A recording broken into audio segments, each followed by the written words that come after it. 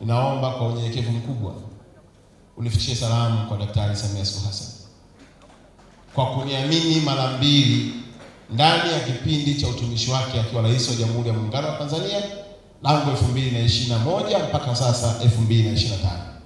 Kuniamini kunipa nafasi ya kuwa msemaji wa Chama cha Mapinduzi, lakini kuniamini kuja kuwa mkuu wa mkoa wa Arusha. Nina shukrani zangu nyingi za dhati sana kwake kwa nafasi hii ambayo amenipatia. Sikutegemea kwamba leo itakuwa ni siku yangu ya kutoa hotuba ya kuaga, lakini kila jambo lina mwanzo na mwisho wake.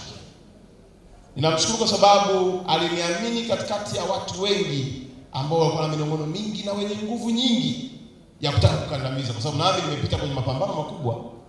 Kupigania haki ya watoto wasiumizwe na madawa ya kulevya sio jambo dogo. Kulinda watoto wasiingie kwenye ushoga na usagaji sio jambo dogo.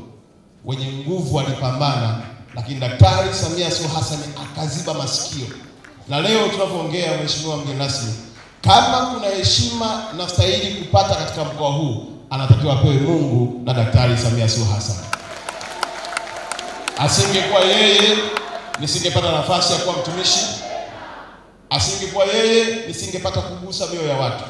Na inawezekana asingekuwa yeye kunipa nafasi hapa, hata ili kongamano leo lisingekuwepo.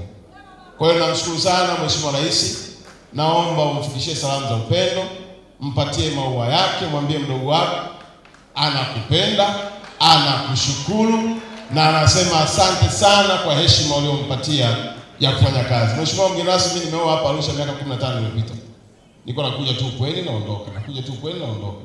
Lakini kupata heshima ya kuwa mtumishi hapa sio jambo la kubeza hata kidogo, ni heshima kubwa, na wale wote ambao tumewagusa basi ni sehemu mojawapo ya kazi aliyotutuma kufanya. Hivi ninavyoongea kuna madaktari bingwa wanaendelea pale katika uwanja wetu, na penyewe nikitoka hapa nitapita kwenda kuaga, ambao madaktari hao wamekuja kuwahudumia wananchi wa mkoa wa Arusha bila kubagua kabila, dini, rangi wala walikotoka.